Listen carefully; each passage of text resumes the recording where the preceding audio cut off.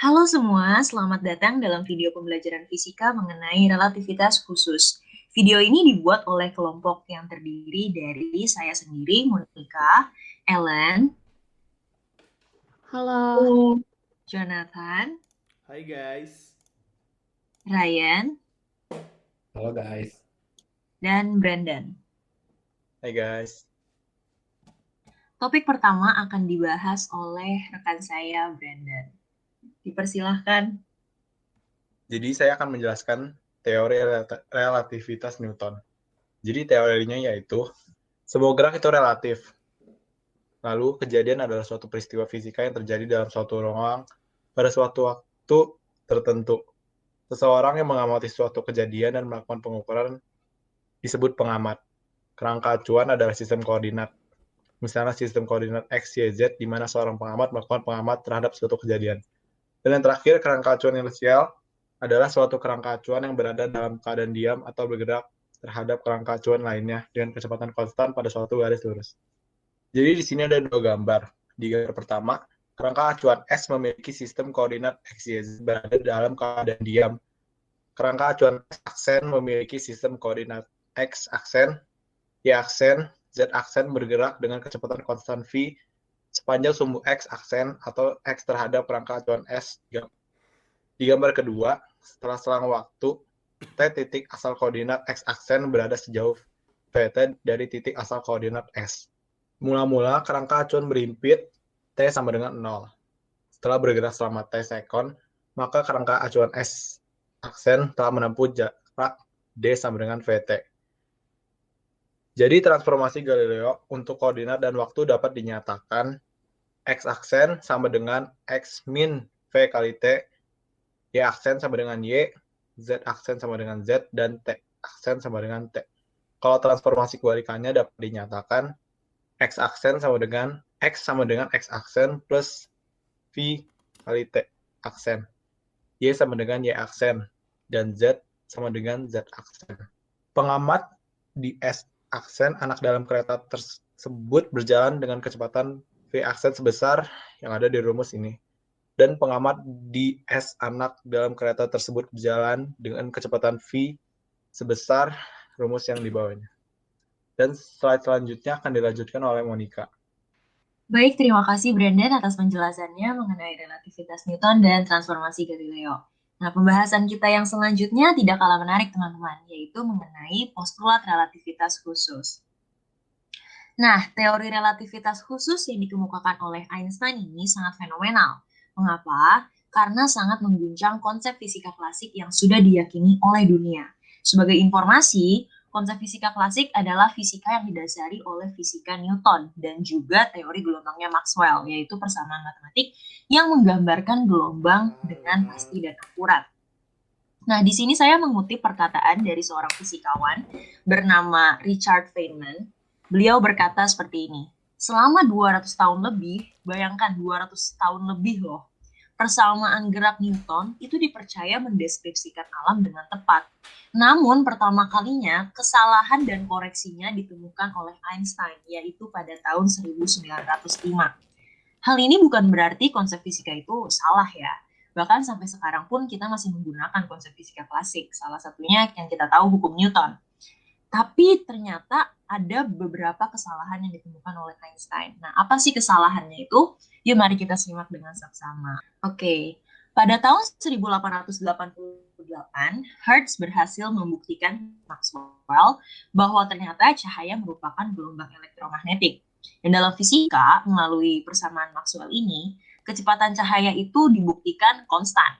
Nah, jadi setiap pengamat, tidak peduli kecepatannya, itu akan mengukur kecepatan cahaya sama persis. Mau pengamatnya itu lagi diam, mau pengamatnya itu sedang ada dalam kecepatan tertentu, kecepatan cahaya itu akan tetap sama.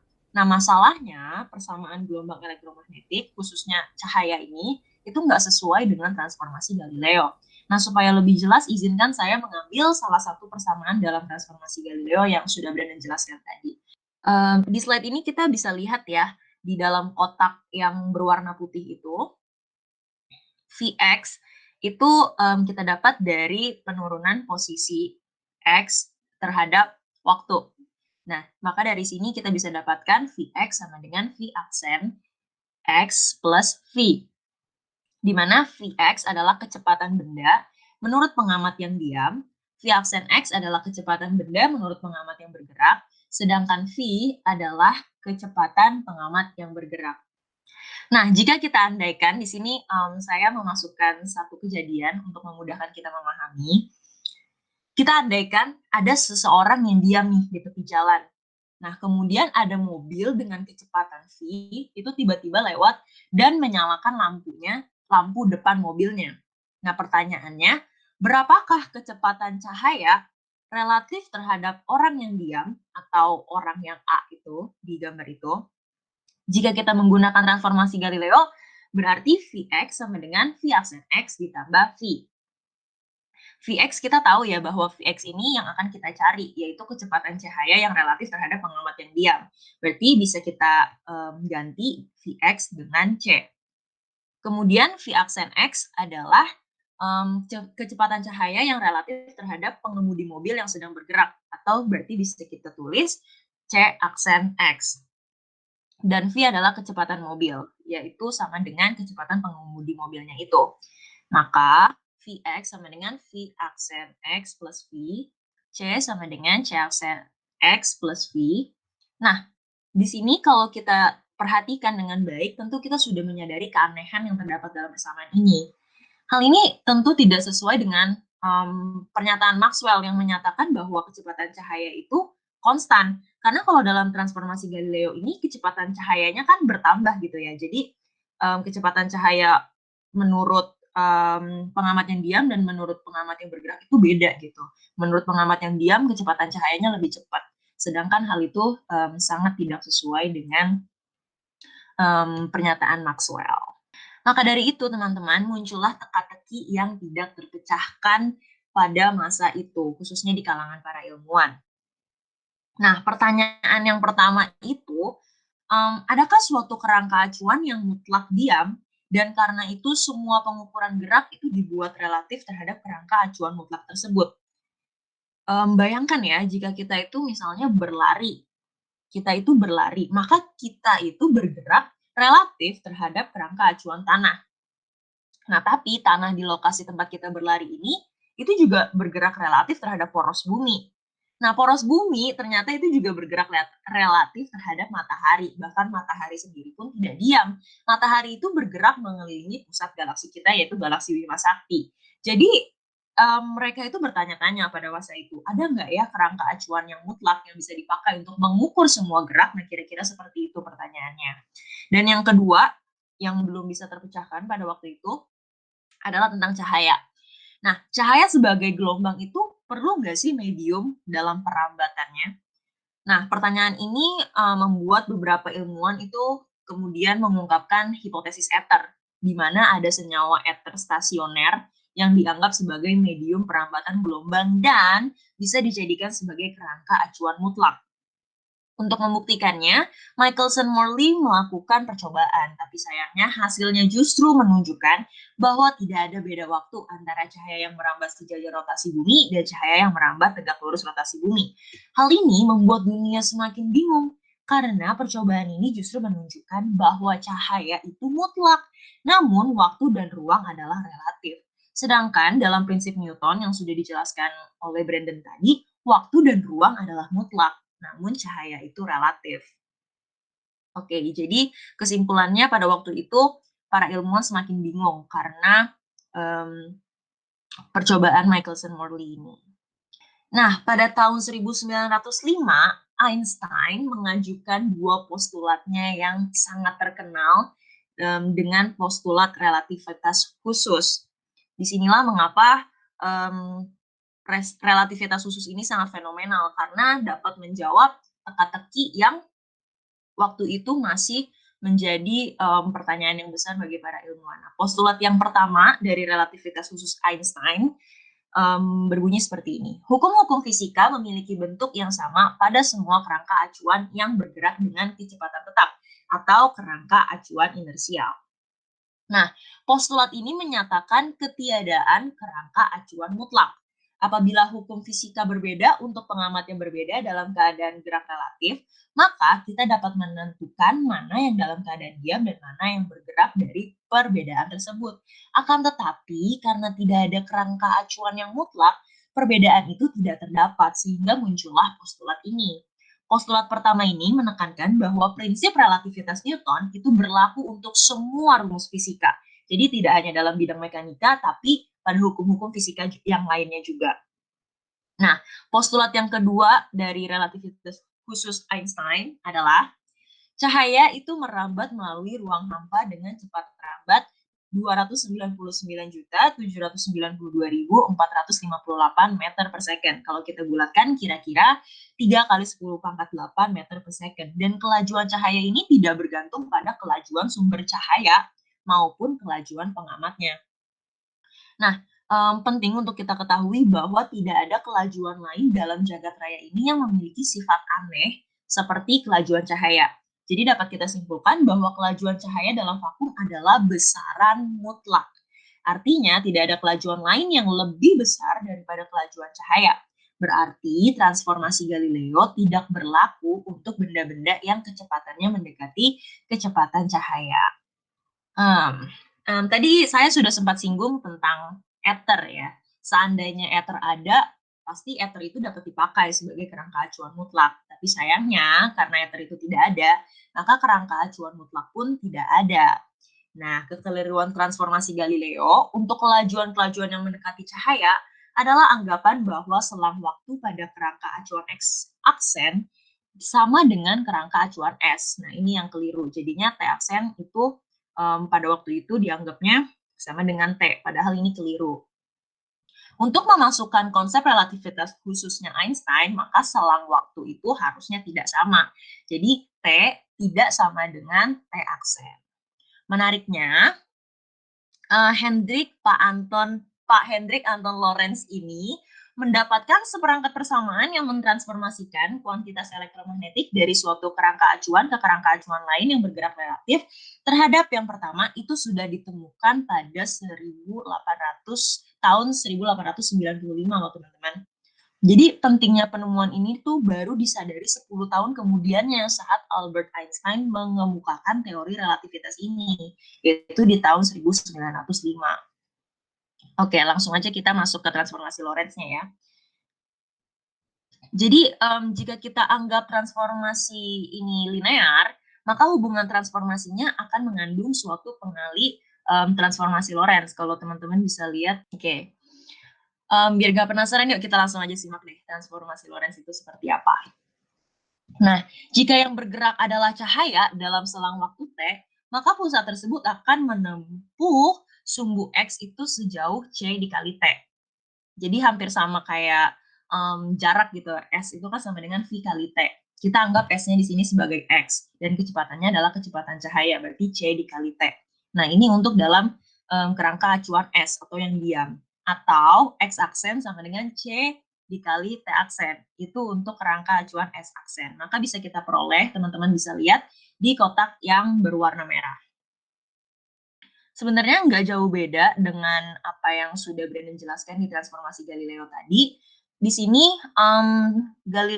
di sini hanya ditambahkan transformasi Lorentz gitu. Yang transformasi Lorentz adalah 1 sama dengan 1 per akar dari 1 min V kuadrat per C kuadrat. Jadi, tinggal kita substitusikan aja ke rumus yang ada di sebelah kiri, dan bisa kita dapatkan nanti rumus yang ada di sebelah kanan. Mungkin saya nggak perlu bacakan karena teman-teman bisa lihat sendiri. Saya mungkin akan bahas yang ada di sebelah kiri dulu ya. Nah, bisa kita lihat di yang saya highlight dengan warna kuning di paling atas itu, X sama dengan transformasi Lorentz dikalikan dengan X aksen ditambah V dikali T aksen. Nah, untuk kebalikannya kita tinggal pindah, sebenarnya kita tinggal pindah ruas aja, mengikuti yang ada di transformasi Galileo, hanya tinggal mengalihkan dengan transformasi Lorentz-nya. Begitu juga dengan ke bawahnya gitu teman-teman. Itu jadi sebenarnya sama aja. Hanya dijabarkan lebih lagi. Dan yang perlu kita perhatikan juga yang saya highlight warna kuning di kotak bagian bawah. Kotak yang pertama dengan kotak yang kedua, yang pertama itu kan T sama dengan transformasi Lorentz dikali C plus V dikali T aksen per C. Itu jelas berbeda dengan T aksen. Di mana T aksen adalah transformasi Lorentz dikalikan dengan C minus V, bukan plus, tapi C minus V dikali T per C. Jadi bisa kita simpulkan bahwa di dalam transformasi Lorentz ini T itu tidak sama dengan T aksen. Artinya waktu itu relatif. Nah, untuk Y dan Z-nya itu saya tidak tuliskan lagi karena untuk Y dan Z itu tetap. Karena kita anggap persamaan ini adalah transformasi linear. Gitu.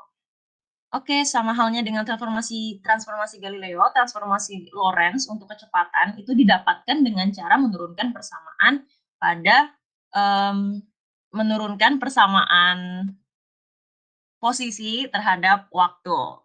Jadi aku tidak tuliskan lagi di sini. Pembahasan selanjutnya akan dilanjutkan oleh rekan saya. Nah, selanjutnya ini ada penjumlahan kecepatan relativistik.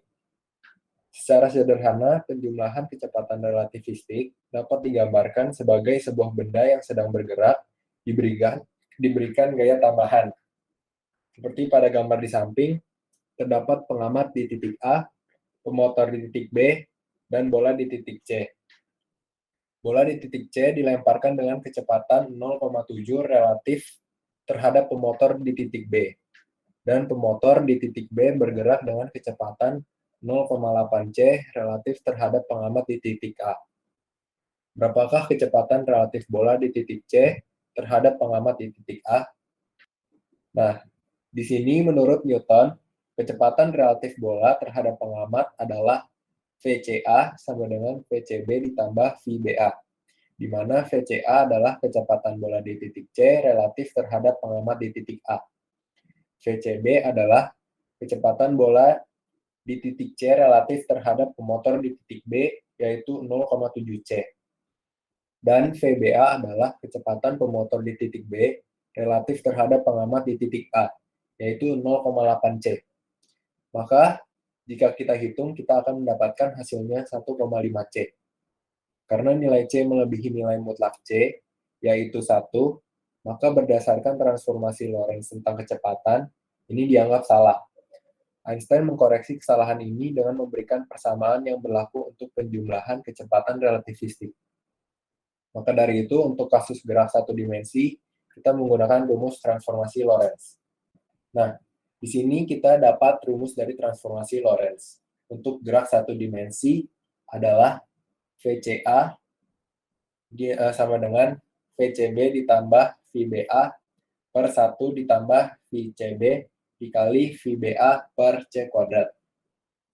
Jika kita hitung, kita akan mendapatkan hasilnya 0,962 C. Karena nilai C tidak melebihi nilai mutlaknya, maka kecepatan bola terhadap pengamat adalah 0,962 C dianggap benar. Selanjutnya akan dijelaskan oleh teman saya, Nathan. Oke, terima kasih Ryan atas penjelasannya. Pemekaran waktu. Sebelumnya, kita sudah mempelajari tentang postulat relativitas khusus yang dikemukakan oleh Albert Einstein. Dampak dari postulat kedua relativitas khusus adalah waktu tidaklah mutlak, tetapi waktu itu relatif. Nah, waktu itu relatif bergantung pada gerak pengamat relatif terhadap kejadian yang diamatinya. Oke, misalkan ya, kita mempunyai selang waktu antara dua kejadian yang terjadi di tempat yang sama di mana X2 aksen itu sama dengan X1 aksen dalam kerangka acuan S aksen. Nah, kerangka acuan S aksen di sini adalah kerangka acuan pengamat yang diam terhadap kejadian. Oke, lalu waktu yang diukur itu kita beri simbol delta TP, di mana delta TP adalah T2 aksen dikurang T1 aksen. Nah, delta TP di sini adalah waktu yang diukur oleh pengamat yang diam terhadap kejadian. Sebaliknya, hasil pengukuran selang waktu menurut kerangka acuan S, yaitu kerangka acuan pengamat yang bergerak terhadap kejadian, kita beri simbol delta T. Dengan catatan, delta T itu sama dengan T2 minus T1. Nah, delta T di sini adalah waktu yang diukur oleh pengamat yang bergerak terhadap kejadian. Jadi, bagaimanakah hubungan delta TP dan delta T? Jadi mari saja kita langsung perhatikan transformasi Lorentz untuk waktu. Nah, sebelumnya kita sudah mempelajari tentang transformasi Lorentz ya, sehingga kita bisa mendapatkan persamaan T2 sebagai berikut. Dengan cara yang sama, kita juga bisa mendapatkan persamaan T1. Kita mendapatkan persamaan seperti berikut. Apabila kita ingin menyelesaikan T2 dikurangi T1, maka kita harus mengurangi komponen T2 dan T1. Maka kita akan mendapatkan persamaan T2 dikurang T1 adalah delta T, T2 aksen min T1 aksen adalah delta TP, sehingga persamaan delta T adalah delta T sama dengan gamma kali delta TP ditambah 0. Nah, kenapa 0? Karena sebelumnya kita tahu bahwa X2 aksen min X1 aksen sama dengan 0. Semua variabel dikalikan dengan 0 itu sama saja dengan 0. Nah, sehingga kita dapatkan persamaan delta T sama dengan delta TP per akar 1 min V kuadrat per C kuadrat. Nah, akar 1 min V kuadrat per C kuadrat ini sama dengan gamma ya. Persamaan ini juga bisa disebut gamma delta TP. Nah, sekarang apa itu yang dimaksud dengan pemekaran waktu atau ditalasi waktu? Nah, pemekaran waktu itu adalah efek bertambah lamanya waktu yang diukur oleh pengamat yang bergerak terhadap kejadian. Nah, karena nilai gamma yang kita dapatkan dari pemekaran waktu itu selalu besar daripada 1, maka nilai delta T akan selalu lebih besar daripada delta TP.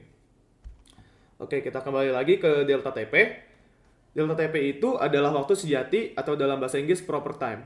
Dan delta TP adalah selang waktu yang diukur oleh jam pengamat yang diam bergerak relatif terhadap kejadian.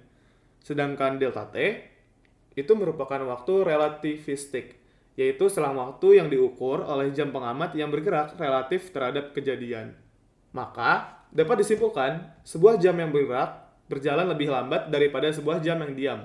Dengan faktor gamma, nah maksudnya nilai delta T itu akan selalu besar daripada nilai delta TP. Nah, berikut sudah kita masukkan contoh soal untuk pemekaran waktu. Jadi, T0 ini adalah waktu yang diukur oleh pengamat yang diam terhadap ayunan. Setelah T0, ada V, yaitu 0,6 C. Sekali lagi, C ini adalah cepat rambat cahaya yang besarnya 3 kali 10 pangkat 8 meter per second. Nah, V itu adalah pengamat yang bergerak ya.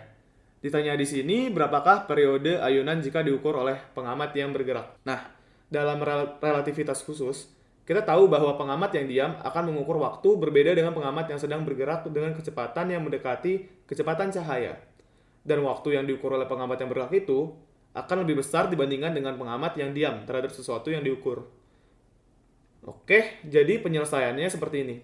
Kita akan menggunakan persamaan dilatasi waktu, di mana T sama dengan T0 per akar 1 min V kuadrat per C kuadrat. Lalu kita akan memasukkan rumusnya.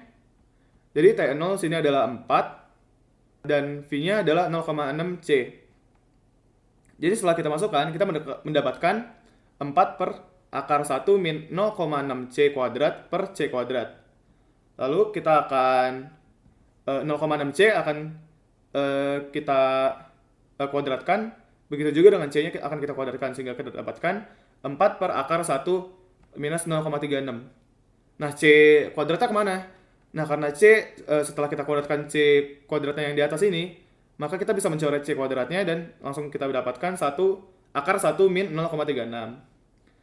Lalu akar 1 di minus akar 0,36, kita dapatkan akar 0,64. Lalu kita sederhanakan menjadi 4 per 0,8 dan hasilnya adalah 5 second. Selanjutnya, saya akan membahas tentang kontraksi panjang. Telah diketahui bahwa karena pemekaran waktu dua pengamat yang saling bergerak dengan kelajuan konstan relatif, satu terhadap lainnya akan mengukur selang waktu yang berbeda di antara dua kejadian. Sedangkan kita tahu bahwa selang waktu itu adalah jarak dibagi kelajuan. Nah, karena kelajuan relatif pengamat satu terhadap yang lainnya adalah sama, menurut kedua pengamat itu, maka supaya selang waktu berbeda, jarak menurut kedua pengamat pun harus berbeda. Sehingga nantinya akan didapatkan hasil bahwa ternyata panjang benda yang diukur oleh pengamat yang bergerak relatif terhadap benda selalu lebih pendek daripada panjang yang diukur oleh pengamat yang diam terhadap benda.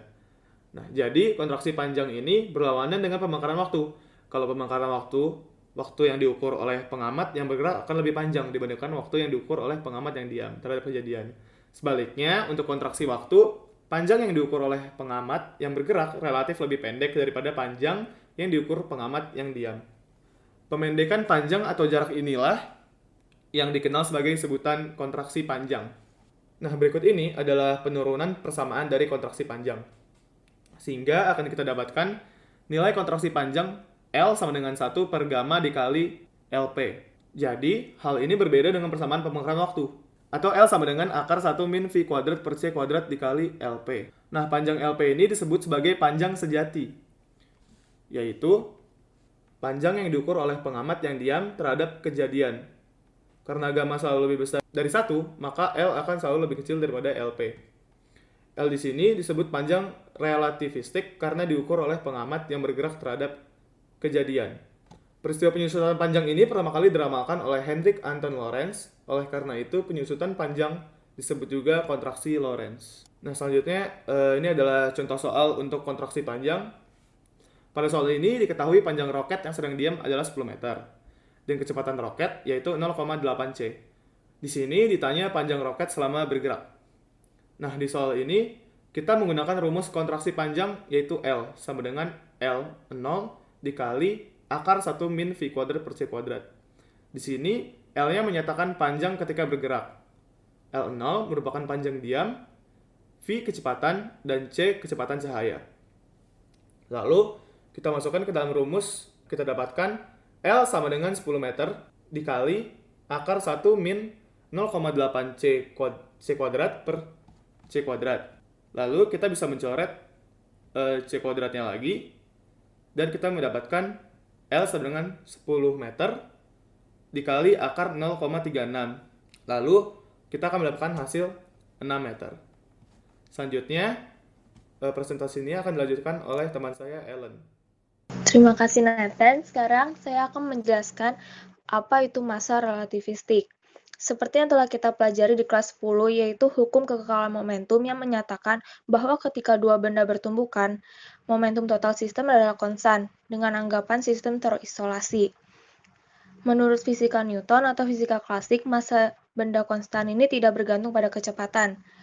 Akan tetapi, menurut teori relativitas khusus, bahwa massa relativistik ini dari sebuah partikel yang bergerak dengan laju v yang terdapat pada layar ini. M sama dengan M0 per akar 1 min V kuadrat per C kuadrat, di mana M adalah massa relativistik, M0 adalah massa diam, V adalah kelajuan, dan C adalah kecepatan cahaya. Dengan M0 adalah massa diam, yaitu massa yang diukur bila partikel tersebut berada dalam keadaan diam, yaitu V sama dengan 0 dalam keadaan suatu kerangka acuan, dan M disebut massa relativistik partikel. Dalam keadaan acuan lainnya, massa relativistik akan selalu lebih besar dari massa diam, dengan faktor transformasi Lorentz. Nah, kita bisa lihat dari contoh soal ini.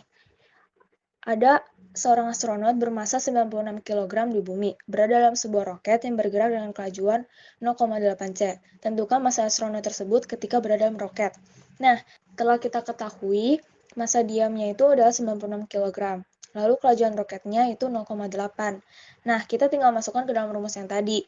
Dan kita mendapatkan massanya yaitu sebesar 120 kg ketika dalam roket. Selanjutnya ada momentum relativistik. Momentum suatu partikel ini didefinisikan sebagai perkalian massa dan kecepatannya. Untuk benda yang bergerak mendekati kecepatan cahaya, momentum relativistiknya diperoleh dengan memperhatikan massa relativistik benda. Kita bisa lihat persamaannya yaitu yang ada di gambar, yaitu P sama dengan mv per m0 kali v per akar 1 min v kuadrat per c kuadrat. Di mana P adalah momentum, M adalah massa, M0 adalah massa diam, V kelajuan, dan C kecepatan cahaya. Nah, kita juga bisa menyelesaikan contoh soal yang ini. Sebuah partikel bermassa 5 gram bergerak dengan kecepatan 0,8 C terhadap pengamat di laboratorium. Hitunglah momentum partikel tersebut. Kita udah diketahui massa diamnya itu 0,00 kg. V V-nya 0,8 C, dan C-nya ini 3 kali 10 pangkat 8 meter per second. Nah, tinggal masukin rumus yang tadi. Dan kita tentunya akan mendapatkan hasil sebesar 2 kali 10 pangkat 6 kilogram meter per second. Selanjutnya ada energi relativistik. Usaha yang dilakukan oleh gaya F untuk memindahkan suatu benda sejauh S dapat dihitung secara integral, seperti rumus yang pada gambar.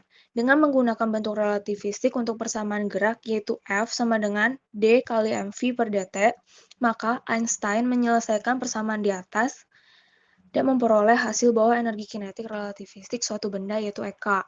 Kita ada rumus EK sama dengan mc kuadrat minus m0 c kuadrat. Pernyataan di atas ini menyatakan bahwa energi kinetik benda sama dengan pertambahan massa benda sebagai akibat gerak relatifnya dikalikan kuadrat kecepatan cahaya. Einstein juga memberikan tafsiran bahwa mc kuadrat adalah energi total benda ketika bergerak dengan kecepatan v dan m0 c kuadrat adalah energi benda ketika diam. Jadi ada kesetaraan antara massa dan energi, yaitu m0 sama dengan m0 c kuadrat. Nah, kita bisa lihat dari contoh soalnya. Ada sebuah benda mempunyai massa diam 4 kg. Jika benda tersebut bergerak dengan kecepatan 0,6 c, maka tentukanlah energi diam benda, energi relativistik, dan energi kinetik benda. Nah, pertama-tama kita mencari energi diam, yaitu E0 sama dengan M0 C kuadrat sama dengan 4 kg. Lalu dikalikan 3 kali 10 pangkat 8 M per S pangkat 2. Dan kita menemukan massa diamnya yaitu 36 dikali 10 pangkat 16 Joule. Lalu yang kedua, yaitu energi relativistik atau energi total. Nah, seperti awal tadi, kita masukkan di dalam rumusnya. Sehingga kita mendapatkan hasilnya yaitu 45 dikali 10 pangkat 16 Joule. Dan terakhir yaitu adalah energi kinetik. EK sama dengan E total dikurang E diam sama dengan 10 kali 10 pangkat 16 Joule dikurang 36 kali 10 pangkat 6. Kita mendapatkan hasil 9 dikali 10 pangkat 16 Joule. Secara relativistik dapat kita ditulis massa diam dikali C kuadrat sama dengan transformasi Lorentz pertama dikali massa diam pertama dikali C kuadrat ditambah transformasi Lorentz kedua dikali massa diam 2 dikali C kuadrat ditambah transformasi Lorentz 3 dikali massa diam ketiga kali C kuadrat dan seterusnya. Baiklah, sekian presentasi tentang relativitas khusus dari kelompok kami. Maafkan kami jika ada kata-kata yang kurang berkenan di hati kalian, dan semoga kita semua bisa mendapatkan manfaat baik dari presentasi kami kali ini. Sebelum saya akhiri presentasi hari ini, Albert Einstein pernah berkata, "The true sign of intelligence is not knowledge but imagination." Baiklah, akan saya akhiri presentasi hari ini dan sampai jumpa kembali. Terima Terima kasih. kasih.